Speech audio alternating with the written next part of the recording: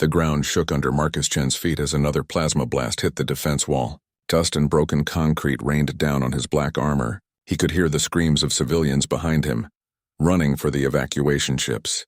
2 million people were still trapped on this planet, and the monsters were breaking through. Marcus raised his rifle and fired 3 perfect shots. Each one found its target. 3 of the spider-like creatures fell dead, their acid blood eating holes in the metal floor. But there were always more. There were always more. Commander Chen, the voice crackled in his helmet radio. The wall won't hold much longer. We need to pull back. Negative, Marcus said calmly. He switched his rifle to full power and kept firing. No one falls back until every civilian is off this planet. Lieutenant Torres ran up beside him, her face pale with fear. Sir, we've been fighting for 18 hours straight. The men are exhausted. These things just keep coming. Marcus looked at his heads-up display. The evacuation was at 60%. Still too many people left behind. Still too many lives at risk. He had made a promise 15 years ago when he first put on this armor. No civilian dies on his watch. Not ever. Then we fight for 18 more hours if we have to, he said. A massive creature bigger than the others burst through the wall. It stood 12 feet tall with claws like swords and eyes that glowed red in the smoke. The soldiers around Marcus stepped back in terror. But Marcus stepped forward. The creature roared and charged at him. Marcus didn't move until the last second. Then he rolled to the side and emptied his entire clip into the monster's neck. It fell with a crash that shook the building. How does he do it? One of the soldiers whispered. Because he's Marcus Chen, Torres replied. The human who never loses. Marcus heard them talking. They always talked. For 15 years on 100 different worlds they had been talking about him. The unstoppable human. The perfect soldier. The man who never showed fear, never showed doubt, never showed weakness. But they were wrong about one thing. Marcus felt fear every day. He just didn't let it stop him. His communication system buzzed. Admiral Zexhi's face appeared on his visor screen. The alien looked like a cross between a lizard and a bird, with golden scales and bright purple eyes. Commander Chen, the Admiral said. Excellent work on Kepler 442b. The evacuation is nearly complete. Thank you, Admiral, Marcus replied, still firing at the creatures pouring through the wall. What's our next mission? Return to the flagship immediately. We have something special for you. Marcus looked at his display again. 80% evacuation complete. Close enough. He could leave this fight to others now. Copy that, Admiral. On my way, Marcus signaled to Torres. Lieutenant, you have command. Hold this position until the last ship leaves. Yes, sir. Torres saluted. It's been an honor, Commander. Marcus nodded and ran toward the landing pad where his personal shuttle waited. Behind him, the sounds of battle continued. But he knew Torres and her team would hold. They had to. That's what humans did. The flight back to the flagship took 2 hours. Marcus used the time to clean his armor and check his weapons. Everything had to be perfect. Everything always had to be perfect when you were the symbol of human strength in the galaxy. The flagship Indomitable was 3 miles long and carried 50,000 crew members from 12 different species. Marcus walked through the corridors and everyone stepped aside to let him pass. Some saluted. Others just stared. A few alien species had never seen a human before, but they all knew who Marcus Chen was. The bridge was a massive room filled with control stations and view screens. Admiral Zexhi stood at the center looking out at the stars. Beside him stood 3 other alien commanders from the Coalition species. Ah, Commander Chen, the Admiral said without turning around. Right on time as always. You wanted to see me, sir? Admiral Zexhi finally turned. His reptilian face was serious. Marcus, in 15 years of war, you have never failed a mission. You have saved more lives than any 10 soldiers combined. You are, without question, the finest warrior the Coalition has ever seen. Marcus waited. There was always a but coming. But now we need you for the most important mission of your career. The mission that will end this war forever. The Admiral touched a control and a holographic star map appeared in the air. At the center was a red planet covered in dark clouds. This is the Devourer homeworld, Admiral Zexhi continued. Our intelligence says this is where they all come from. If we destroy this planet, we destroy them all. The war ends. Marcus studied the map. What's the mission? You will lead the final assault. Every ship we have, every soldier we can spare. We estimate there are billions of Devourers on that world. It will be the largest military operation in galactic history. Marcus felt something cold in his stomach. Billions of them. Even the monsters had families. Even they had children. When do we leave? He asked. 1 week. We're gathering ships from across the galaxy. This will be humanity's greatest moment, Commander. The day you prove that humans deserve to stand among the stars. Marcus saluted. I won't let you down, Admiral. I know you won't. Dismissed. Marcus left the bridge and walked to his quarters. The room was small and simple. A bed, a desk, a closet for his armor. On the wall hung a single picture.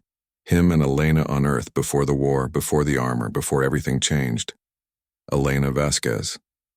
The only person who had ever seen him without the armor, and still believed he was worth something. She was somewhere on this ship, working in the science labs, trying to understand their enemies, always trying to find another way. Marcus sat on his bed and stared at the picture. In it, they were both young and happy. They thought they could save the galaxy with science and hope. They thought war was something that happened to other people. Now Elena spent her days cutting up dead devourers to learn their secrets. And Marcus spent his days killing them as efficiently as possible. Somewhere along the way, they had both become things they never wanted to be. His door chimed. Come in, he said. Elena walked in and Marcus felt his heart skip a beat. She still looked the same. Dark hair, bright eyes, that smile that could make him forget about the war for a few minutes. But there were lines around her eyes now that hadn't been there before. The war had changed her too. I heard about your new mission, she said. Word travels fast. Marcus, we need to talk. She sat down beside him on the bed. For a moment, neither of them spoke. They had been having the same conversation for years in different ways on different worlds. I've been studying them, Elena said finally. The Devourers. There's something we're missing. Something important. Elena, don't. Just listen to me. Please. Their behavior patterns, their communication attempts, the way they move across space, it doesn't match what we think we know about them. Marcus stood up and walked to the window. Outside, stars moved slowly past as the ship traveled through space. It doesn't matter, he said. Orders are orders. The coalition has decided. Since when do you just follow orders without question? Marcus turned back to her. Since I became humanity's champion. Since 2 billion people started depending on me to keep them safe. Elena looked at him with sad eyes. What happened to the man who used to ask questions? What happened to the man who cared about finding the truth? He put on armor and became someone else. It doesn't have to be this way, Marcus. There might be another solution. Marcus walked back to her and knelt down, taking her hands in his. Elena, I love you. I have always loved you. But I can't be the man you want me to be anymore. Too many people are counting on me to be the man the galaxy needs. Elena pulled her hands away and stood up. Then I guess we don't have anything left to talk about. She walked toward the door, then stopped. For what it's worth, Marcus, I think the galaxy needs the old you more than it needs Commander Chen. The door closed behind her with a soft hiss. Marcus was alone again with his armor and his duty, and the weight of a war that never seemed to end. Elena stared at the dead devourer on her lab table. The creature was the size of a large dog, with 6 legs and a shell that looked like black glass. Its eyes were closed now, but she remembered how they had glowed with intelligence when it was alive. That was the part that troubled her most. The intelligence. For 3 weeks she had been studying these creatures day and night. What she found didn't match what the military reports said. The reports called them mindless killers. Space locusts that consumed everything in their path. But Elena saw something different. She saw patterns. She saw purpose. She saw a species that was trying to communicate. Dr. Vasquez, her assistant, Dr. Kim, walked into the lab carrying a data pad. The new specimens are ready for analysis. Thank you, Kim. What do the brain scans show? Dr. Kim pulled up a holographic image of the devourer's brain. High activity in the communication centers, just like the others. Elena, these creatures have language. Complex language, Elena nodded. She had suspected as much. What about the chemical analysis? That's where it gets interesting. Dr. Kim switched to another display. The acid they secrete? It's not just a weapon. It contains complex molecular structures that look like, well, like writing. Elena felt her heart race. Show me. Dr. Kim enlarged a section of the molecular structure. To most people, it would look like random squiggles. But Elena had been studying alien communication for 10 years. She knew patterns when she saw them. My God, she whispered. They're not attacking. They're trying to talk to us, Eddie. What do you mean? Elena grabbed her own data pad and started making calculations. Think about it, Kim. Every time they attack a planet, they follow the same pattern. They land. They secrete this acid in specific locations, then they wait. They don't kill everyone immediately. They wait. Wait for what? For an answer. They're trying to establish communication, and when we don't respond, they think we're rejecting them. So they try harder. They spread out more, secrete more acid, try to make us understand. Dr. Kim looked confused. But people die, Elena. Millions of people. Because we're shooting at them instead of trying to understand them. Elena pulled up star maps showing devourer attack patterns. Look at this. Every attack follows the same sequence. It's not random. It's systematic. It's a communication protocol. Elena's hands shook as she worked.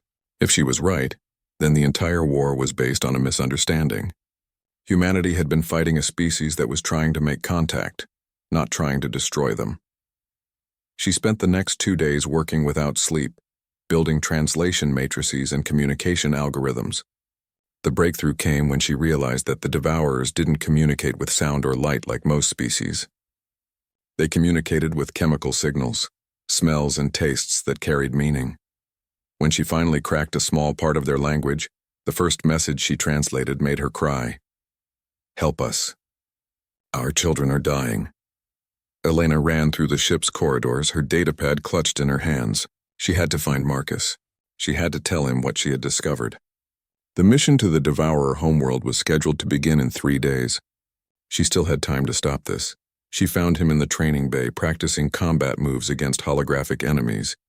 Even without his armor, Marcus moved like a deadly weapon. Every motion was precise, efficient, lethal. He had trained himself to be the perfect killer. Marcus, she called out. He finished his routine and turned off the hologram system. Sweat dripped from his face, but he wasn't even breathing hard. Elena. What's wrong? I've translated part of their language.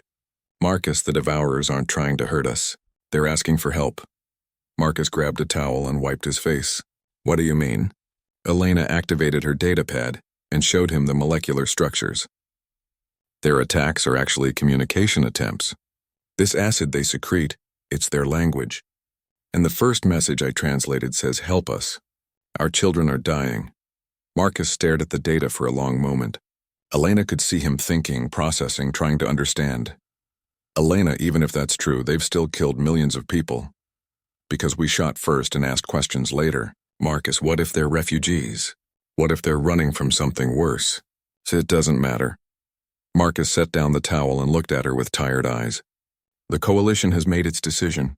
The attack goes forward in 3 days. You could stop it. You could ask for a delay, time to study this more. I'm a soldier, Elena. I follow orders. Elena felt anger rising in her chest. Since when? You used to question everything. You used to care about doing the right thing, not just following orders. That was before I became responsible for human survival in this galaxy. And what about devourer survival? Don't they matter? Marcus was quiet for a moment. When he spoke, his voice was soft. Elena, I've seen what these creatures can do. I've watched them tear apart buildings with their bare claws. I've seen the aftermath of their attacks. Because they were trying to communicate and we responded with violence. Marcus, what if your own child was dying and you were trying to ask for help? But every time you opened your mouth, people started shooting at you. That's different, is it? Really? Elena grabbed his arm. Come with me to the lab. Let me show you everything I've found. Let me show you who they really are. Marcus pulled away gently. I can't, Elena. I have a briefing in 10 minutes. The final mission planning session. Elena felt her heart breaking. So that's it? You won't even look at the evidence? The evidence doesn't change anything. The coalition wants them destroyed. That's my mission. Your mission is to protect innocent people. What if the devourers are innocent people? Marcus walked toward the exit of the training bay. The mission parameters are clear, Elena. I'm sorry. Elena watched him leave and something inside her snapped. All these years, she had loved the man underneath the armor. But maybe there was no man left. Maybe Marcus Chen had become exactly what the galaxy wanted him to be, a weapon that followed orders without question. That night, Elena worked frantically in her lab. If Marcus wouldn't listen to her, maybe she could convince the Coalition Council directly. She translated more of the Devourer language, building a clearer picture of who they were and what they wanted. The messages she found were heartbreaking. Stories of a dying world, pleas for help. Descriptions of children suffering from a plague that was killing their entire species. The Devourers weren't conquerors. They were desperate parents trying to save their families. Elena discovered that the Devourers called themselves something that translated to Keepers of Tomorrow.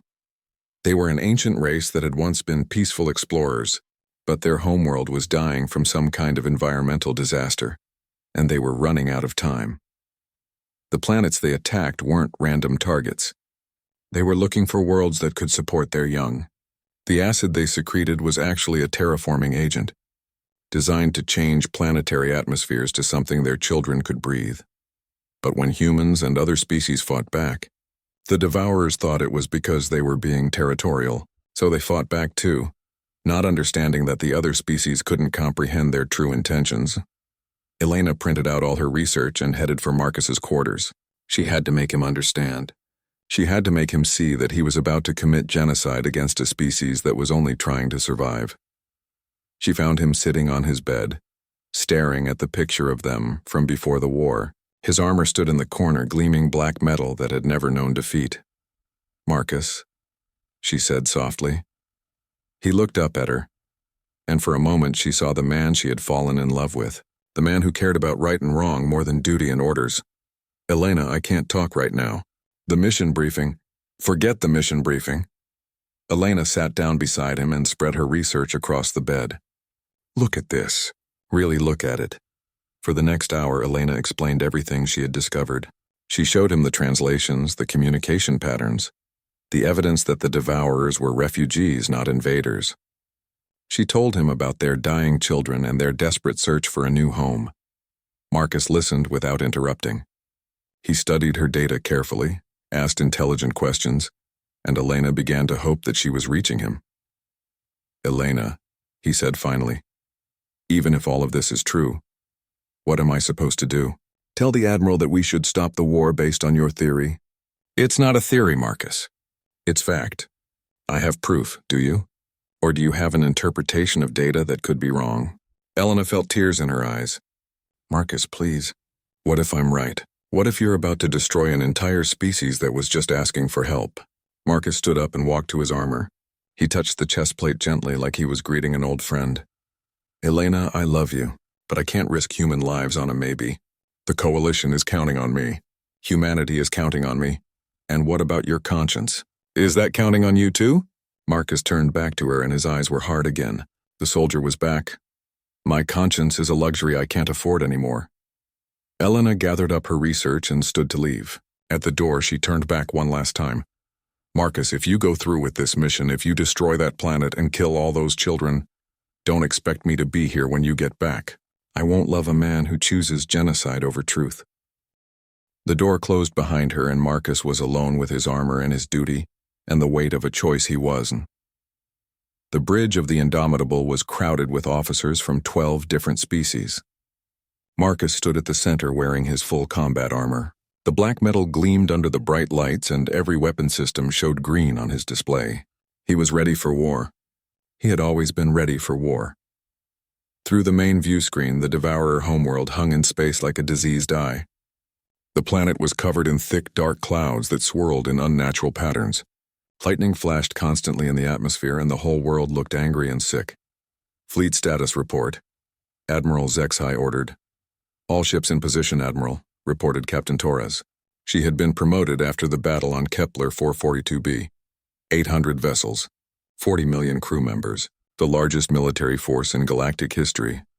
Marcus looked at the tactical display showing all the Coalition ships, massive dreadnoughts from the Carithian Empire, fast attack cruisers from the Zelix Federation, human carriers loaded with fighters, ships from species he had never even heard of, all united for this one purpose: to end the Devourer threat forever.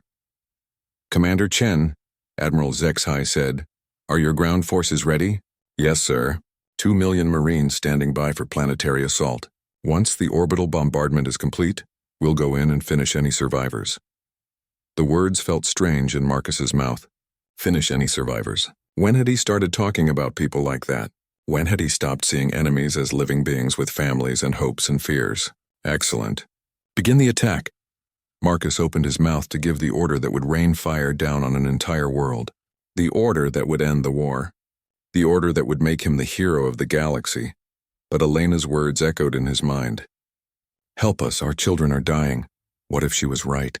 What if the planet below was full of desperate parents trying to save their young? What if the creatures they called monsters were just refugees looking for a new home? Commander Chen? Admiral Zexhai looked at him strangely. Give the order. Marcus stared at the planet. His armor's computer showed him target zones, estimated casualty numbers, optimal firing patterns. Everything was calculated and efficient and perfect, just like always. But for the first time in 15 years, Marcus hesitated. Sir? Captain Torres looked concerned. Is something wrong? Marcus thought about all the battles he had fought, all the enemies he had killed, all the times he had followed orders without question because that's what good soldiers did. That's what the galaxy expected from Marcus Chen. But what if being a good soldier wasn't the same thing as being a good person? Commander, we're waiting, Admiral Zexhai said, and there was irritation in his voice. Marcus reached up and touched his helmet release. The small click was loud in the quiet bridge. Every eye was on him as he lifted the helmet off his head and set it down on the tactical display. What are you doing? Admiral Zexhai demanded. Marcus didn't answer. Instead, he reached for his left gauntlet and pulled it off, then his right gauntlet. The metal gloves hit the floor with loud clangs. Commander Chen, explain yourself immediately. Marcus worked on his shoulder plates next. The armor was heavy, but he had worn it for so long that removing it felt strange. Like taking off part of his skin. Marcus! Captain Torres stepped toward him. What's wrong? Are you sick? The chest plate came off with a hiss of releasing pressure seals. Marcus had been shot, stabbed, burned, and beaten while wearing that armor. It had saved his life 100 times. It had made him invincible. It had also made him into something he didn't want to be anymore. Sir, you need to stop this. Admiral Zexhai's voice was getting louder. Put your armor back on and give the attack order. Marcus ignored him. The leg plates came off next, then the boots. Each piece of armor that hit the floor made the bridge officers more nervous. Some of them started backing away, like Marcus was having some kind of breakdown. Maybe he was. When the last piece of armor was gone, Marcus stood on the bridge in just his basic uniform. He felt smaller without the armor, weaker, more human. I won't do it, he said quietly. What did you say? Admiral Zexhai stepped closer, his reptilian face twisted with anger.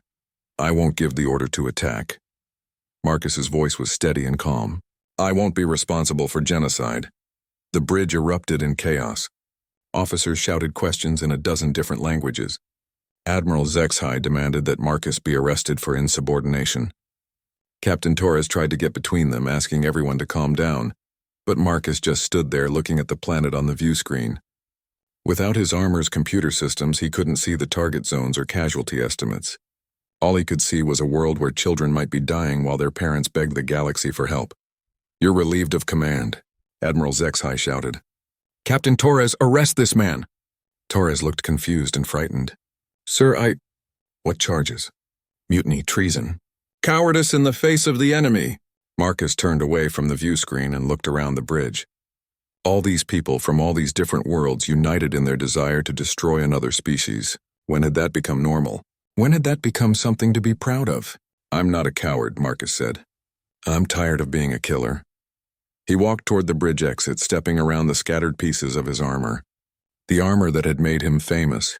The armor that had made him a symbol of human strength. Stop, Admiral Zexhai ordered. Guards, stop him!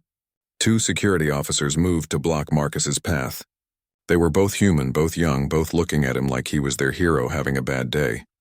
Commander, one of them said, maybe you just need some rest. This has been a long war. We all understand it, do you? Marcus looked at the young soldier. Do you understand why we're here? Do you know what we're about to do? We're ending the war, sir. We're saving the galaxy. By killing billions of beings who might be innocent. The security officer looked confused. Sir, they're not innocent. They're devourers.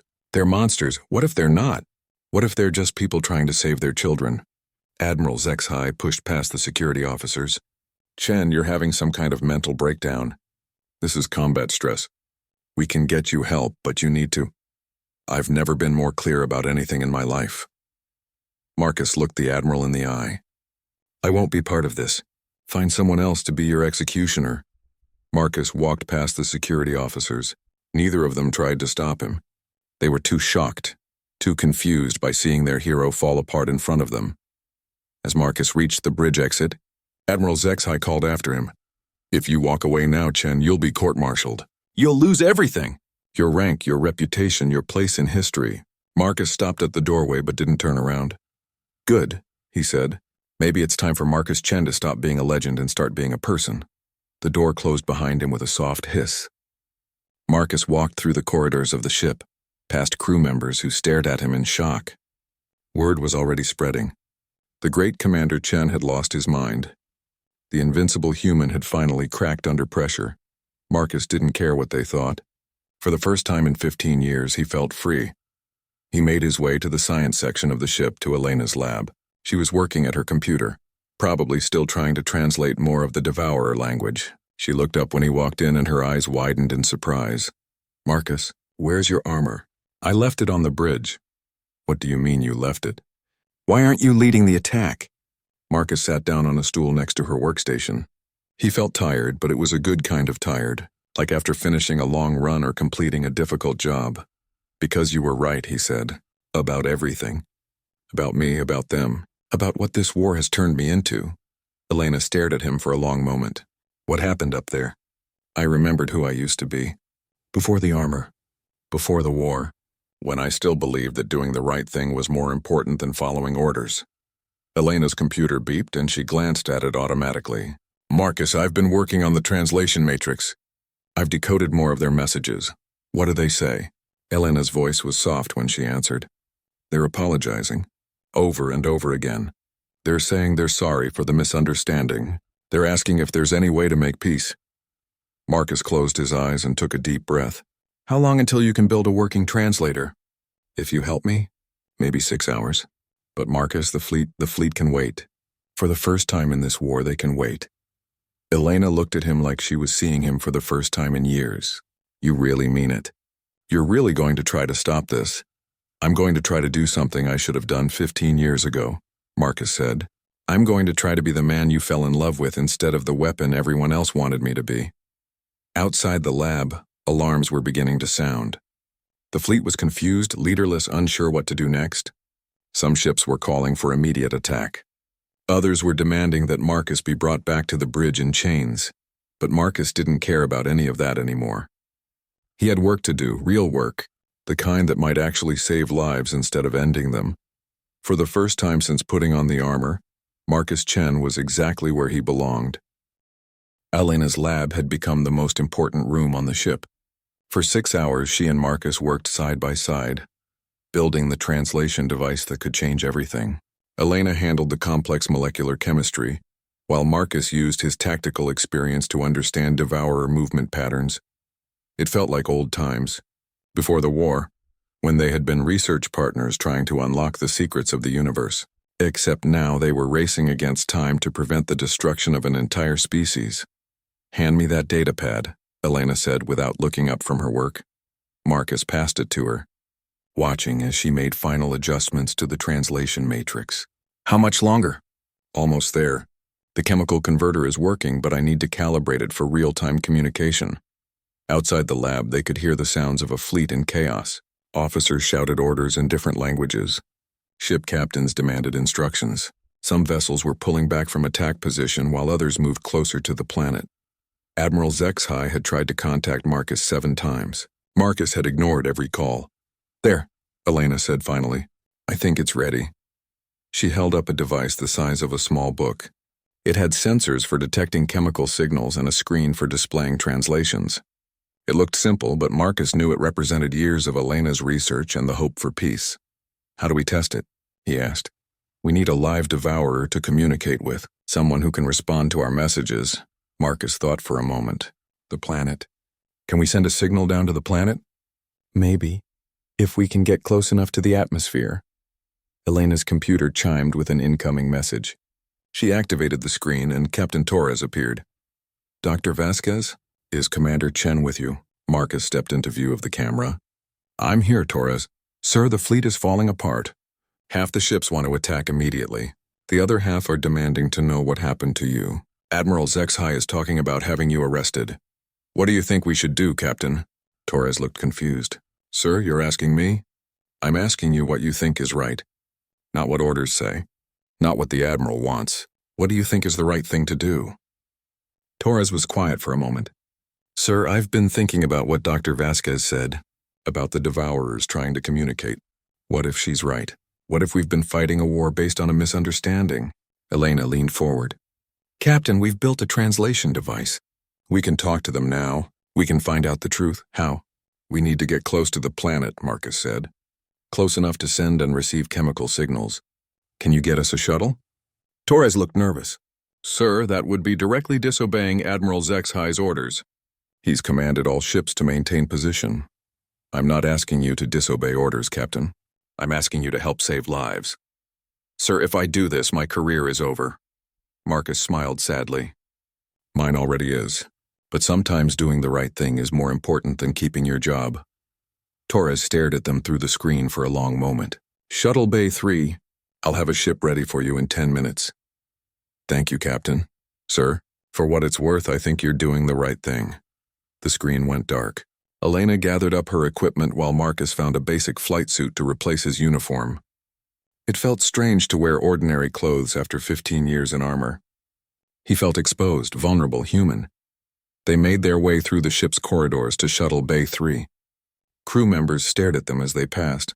Some looked angry, some confused, some worried. Word had spread that Marcus Chen had gone crazy and was about to do something that might get them all killed.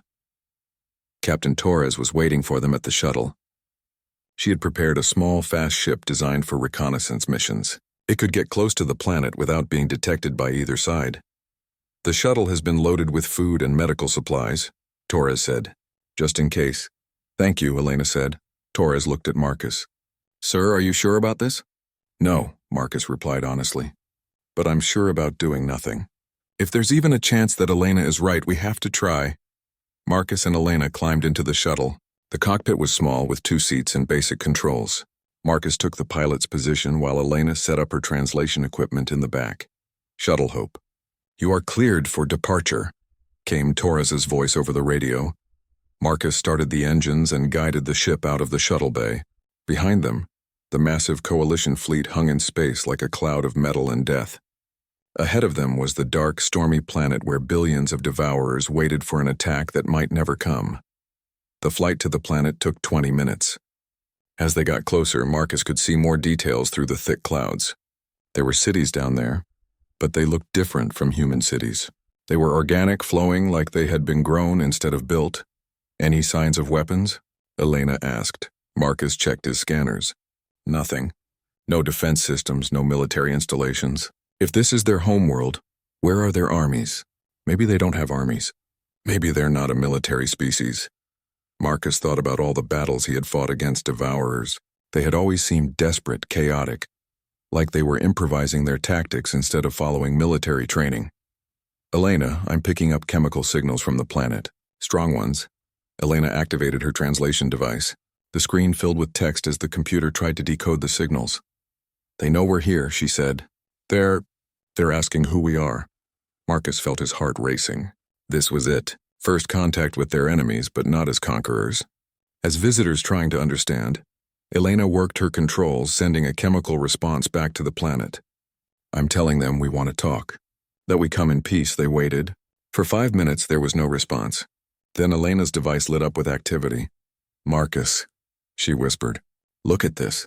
The translation appeared on the screen. Peace speakers from the above place. We welcome you. Our younglings celebrate your arrival. Will you come to our nest home and share knowledge? Elena looked at Marcus with tears in her eyes. They're inviting us down. They want to meet us. Elena, what if it's a trap? What if it's not? What if they really do want peace? Marcus looked at the planet below. Every instinct he had developed as a soldier told him to be careful, to suspect an ambush, to prepare for battle. But Elena was right. What if they really were peaceful? What if the entire war had been one terrible misunderstanding? Okay, he said. Let's go meet our enemies. Marcus guided the shuttle down through the planet's atmosphere. The clouds were thick and dark, but they weren't toxic like the Coalition intelligence had reported. They were just different. The planet had a different kind of weather system than anything Marcus had seen before. As they broke through the clouds, Marcus saw the Devourer homeworld for the first time. It was beautiful. Cities that looked like giant flowers spread across continents.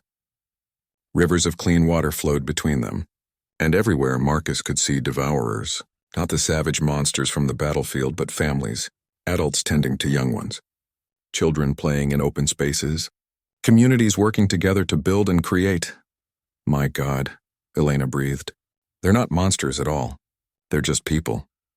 One of the flower cities had a large open area that looked like a landing pad. Marcus could see Devourers gathering there, not with weapons but with what looked like gifts, containers of food, pieces of art, things that represented welcome instead of war. Elena, send them another message. Ask them about their children. Elena worked her controls. The response came back quickly. Many of our young ones are sick with the dying sickness. Our world nest grows cold and poisoned. We seek new homes for our tomorrow keepers, but the star swimmers fight us when we try to ask for help. We do not understand why.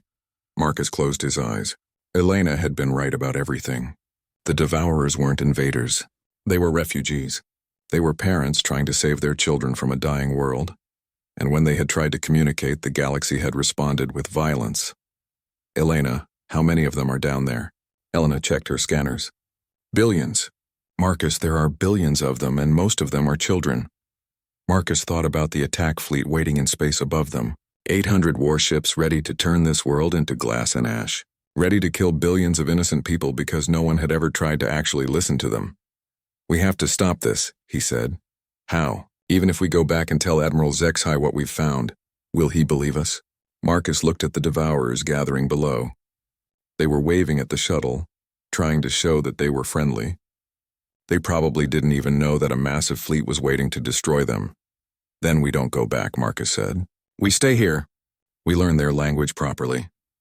We document everything, and we send the proof back to the fleet. Elena smiled for the first time in months. You mean it? You're really going to choose them over your own career? Marcus guided the shuttle toward the landing area. Elena, I've spent 15 years being humanity's greatest weapon. Maybe it's time I tried being humanity's greatest peacemaker instead. As the shuttle touched down, hundreds of Devourers approached. They moved slowly, carefully, making gestures that looked like greetings. And Marcus realized that for the first time since putting on his armor, he was exactly where he was supposed to be. 5 years later, Marcus stood on the observation deck of the New Harmony station, watching children play in the artificial gravity gardens. Human children ran alongside young Devourers, their laughter mixing together in the recycled air. It was the most beautiful sound Marcus had ever heard. The Devourer children looked like small versions of their parents, six-legged creatures with shells that changed color with their emotions.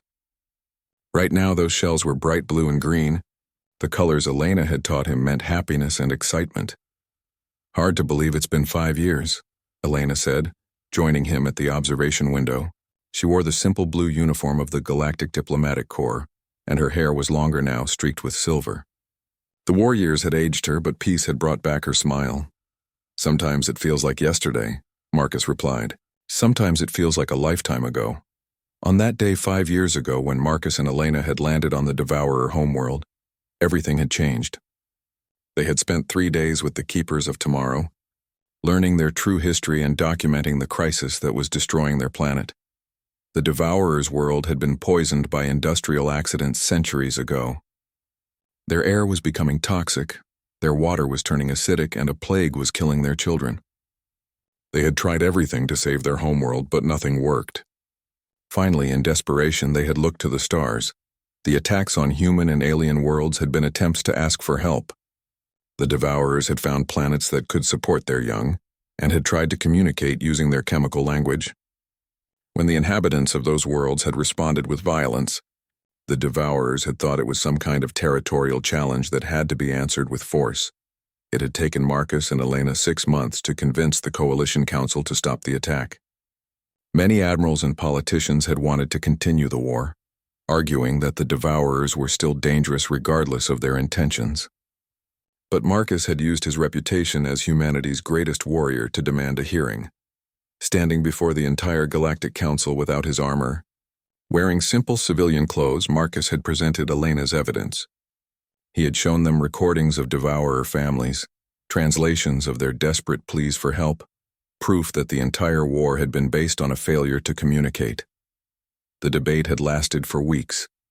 Some species called for immediate extermination of all devourers. Others demanded that Marcus be executed for treason. But slowly, carefully, the truth had won out. Admiral Zexai had never forgiven Marcus for disobeying orders. The Carithian Empire had withdrawn from the coalition in protest when the peace negotiations began. But enough species had agreed to try diplomacy instead of genocide. The solution they had worked out wasn't perfect, but it was just. The coalition would help relocate the keepers of tomorrow to new worlds, planets that had been damaged by the war, but could be restored using devourer biotechnology. In exchange, the devourers would share their advanced biological sciences with the galaxy. It had taken 3 years to negotiate all the details, and another 2 years to begin the actual relocations. But now devourer families were living safely on 17 different worlds, and their children were growing up healthy and happy. "Daddy Marcus," a small voice called out from the garden. Marcus looked down to see a young human girl with dark hair running toward the observation window. Behind her came a young devourer whose shell was flashing excited yellow patterns. "That's my daughter," Elena said with a smile. Officially, anyway. Marcus and Elena had married 2 years ago and adopted Sarah, an orphan from one of the war zones. They had also become guardians for Click, a young devourer whose parents had died in the plague. The 2 children had become inseparable friends. "Can we go to the new playground?" Sarah asked, pressing her face against the window. Click made a series of clicking sounds that Elena's translation device converted to speech. "Please, parent Elena. The spinning rings are very fun-making." "After lunch," Elena said. "Both of you need to eat something healthy first."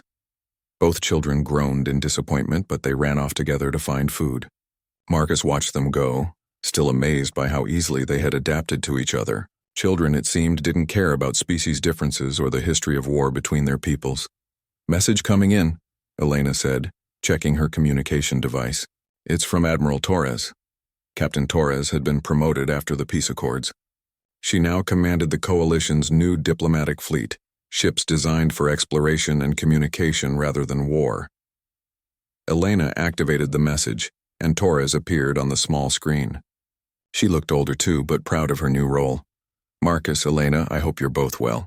I'm sending this message from the Andromeda sector, where we've just made contact with a new species. They call themselves the Weavers, and they communicate through electromagnetic patterns." Marcus leaned closer to the screen. "Any problems?" "None at all. They're actually quite friendly once you figure out how to talk to them. We're using the communication protocols you developed for the Devourers." "It's working perfectly," Elena smiled. "That's wonderful news." "There's more," Torres continued. "The Galactic Council has received formal requests from 6 different species conflicts, all asking for human mediation. Specifically, they're asking for the humans who stopped the Devourer War. They want us to help them find peaceful solutions to their problems." Marcus felt a warm feeling in his chest. "What did the Council say?" "They've agreed to fund a permanent human diplomatic corps. Marcus, they want you to head it up. You'd have your own fleet, your own staff, and complete authority to negotiate peace agreements." Elena looked at Marcus with surprise. "That's incredible." "There's just one condition," Torres added. "The Council wants to make sure you understand that this job would be permanent. No more military service, no more armor. You'd be a diplomat for the rest of your career." Marcus looked out at the children playing in the gardens. Human and devourer youngsters learning and growing together, creating friendships that would last their entire lives. This was what he had really been fighting for all those years. Not victory, but peace. "Tell the Council yes," he said, "but I have some conditions of my own." "What conditions?" "Elena comes with me as Chief Science Officer. The Diplomatic Corps will be integrated with all species, including devourers. And we do things the human way. We talk first and fight only as a last resort." Torres grinned. "I think the Council will agree to those terms." "Congratulations, Ambassador Chen." The message ended and Elena threw her arms around Marcus. "Ambassador Chen," she said. "I like the sound of that." Marcus held her close and looked out at the station. Harmony Station had been built where the first peace talks between humans and devourers had taken place.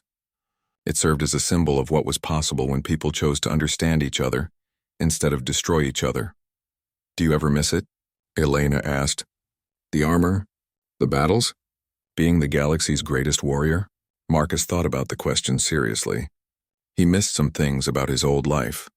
The clarity of having a simple mission, the respect of his fellow soldiers, the feeling of being invincible. But he didn't miss the weight of carrying humanity's reputation on his shoulders.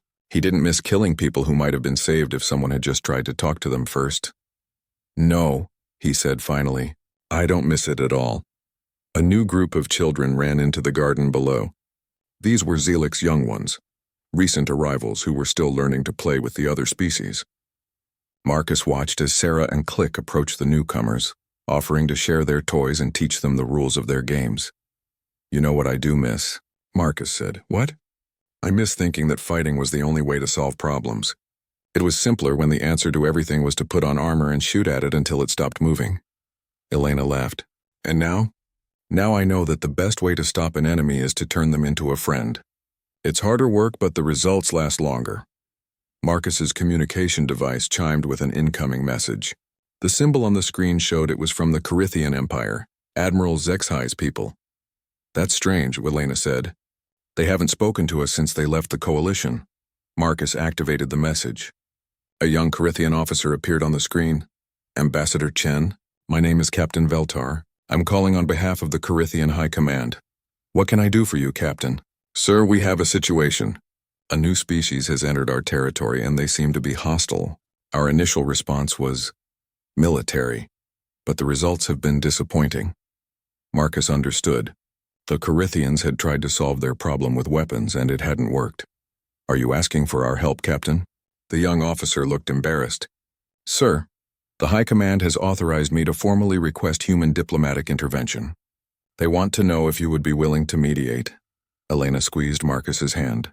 Their first official case as the Human Diplomatic Corps. We'll be there in a week, Marcus said. Send us all the information you have about these new species. Thank you, Ambassador. And sir? Admiral Zexhi wanted me to tell you something. What's that? He said to tell you that he was wrong.